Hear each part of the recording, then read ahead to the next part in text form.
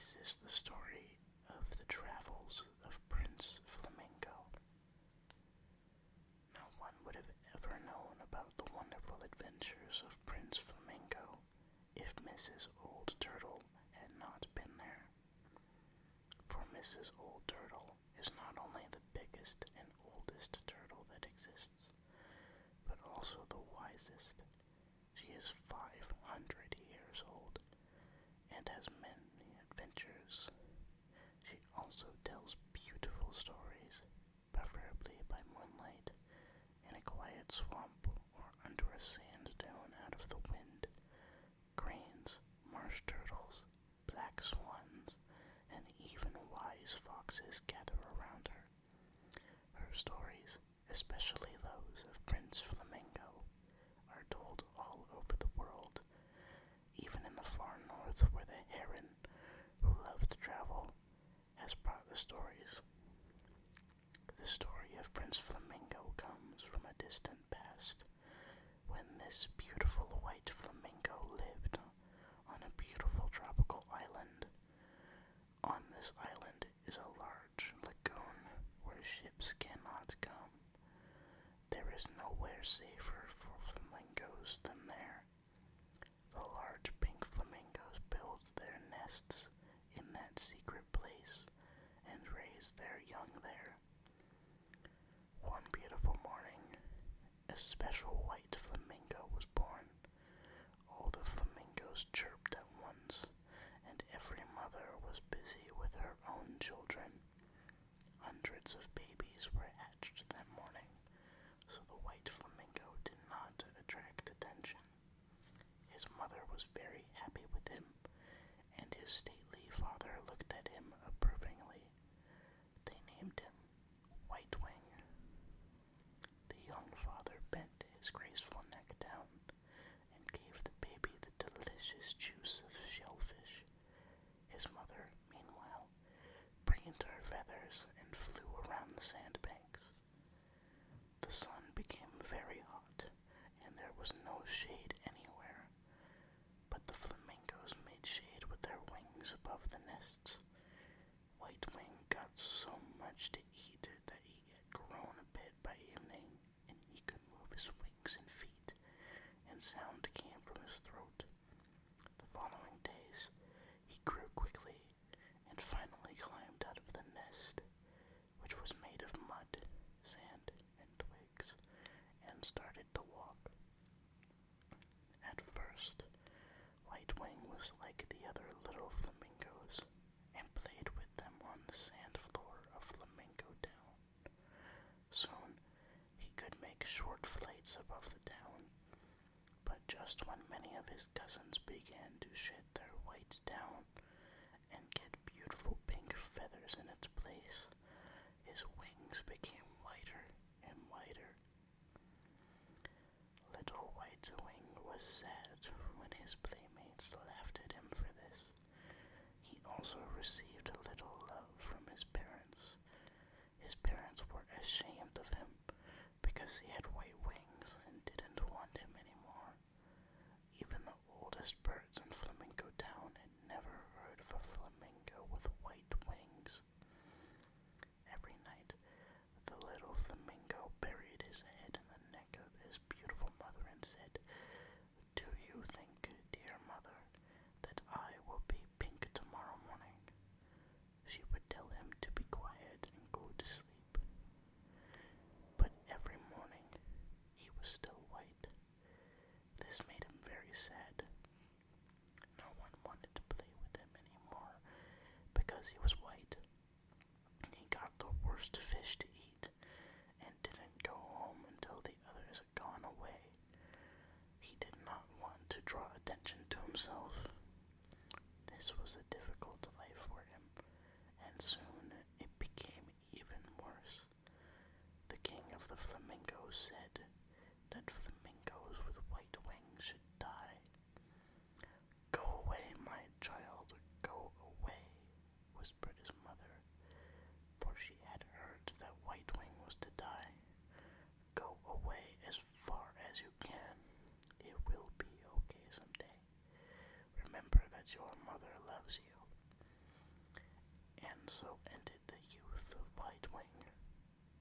before the first light of dawn, the beautiful young bird flew away.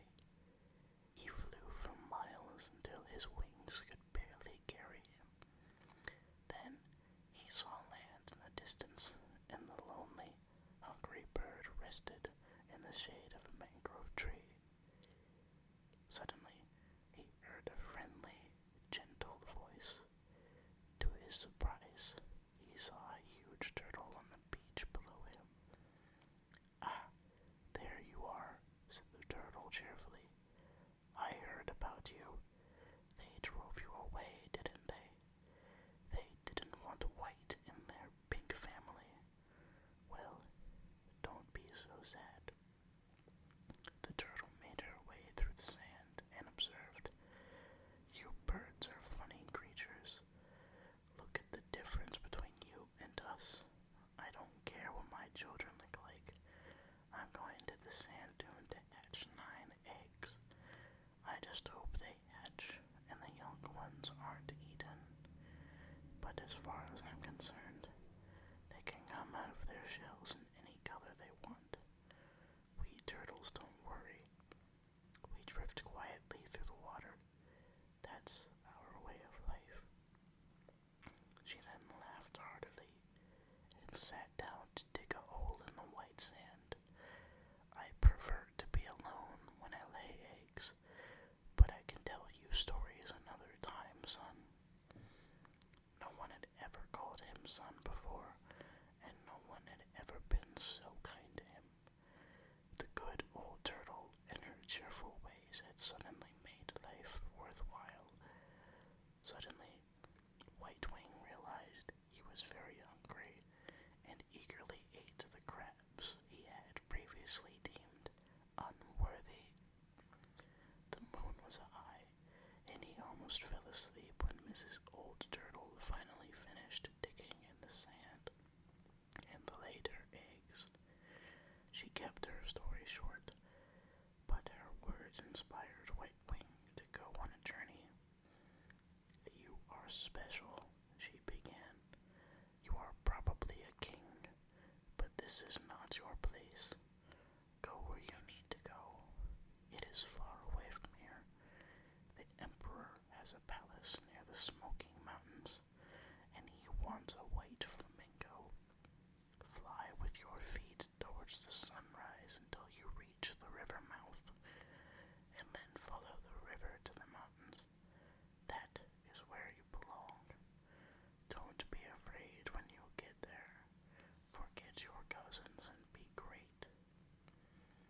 The poor White Wing was almost dizzy from all these good things.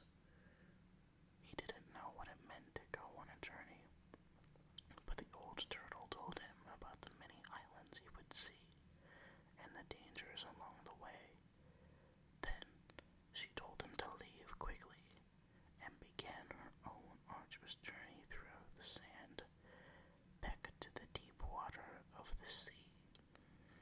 The next morning, White Wing was far out to sea, looking for an island where he could find water and food. His goal was to reach the Emperor's realm, who wanted a white flamingo. After traveling for many days and nights, he came to a mountain covered with palms. There was no white shore, but a thick swamp, and he saw the river that would lead him to the Emperor.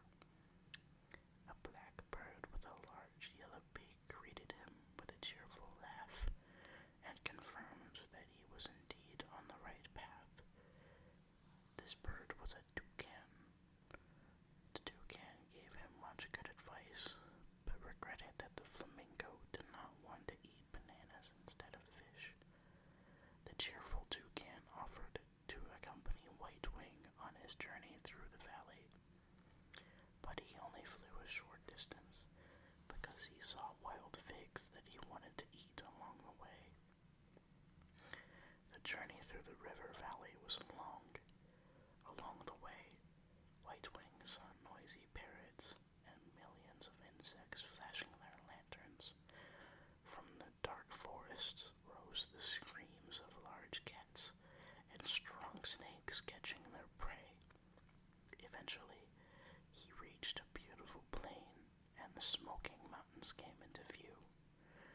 was almost at the Emperor's city.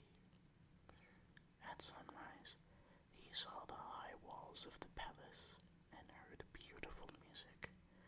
He waited on the high cliffs above the river and polished his beautiful white feathers. When the day arrived, the Emperor's court climbed the rock to the palace. They offered the Emperor the light of the sun, because the Emperor was holy. White Wings soared high above them all. His large white figure was beautiful in the rising sunlight. No bird had ever looked so beautiful.